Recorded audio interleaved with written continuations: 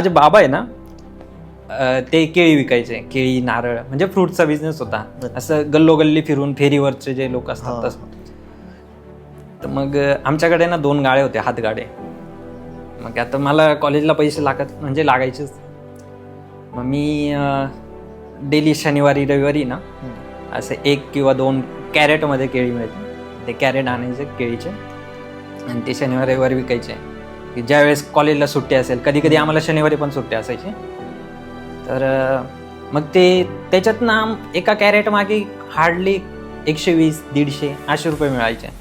आणि तो खर्च का, म्हणजे तो पैसा का कुठे यूज करायचो मी, मला आहे ना जायला यायला 10 रुपये लागायचे, येऊन जाऊन 20 रुपये लागायचे, म्हणजे 6 दिवसाचे पकडले तर तुमचे 120 रुपये. मग मला ते एका कॅरेटमधनं मिळायचे.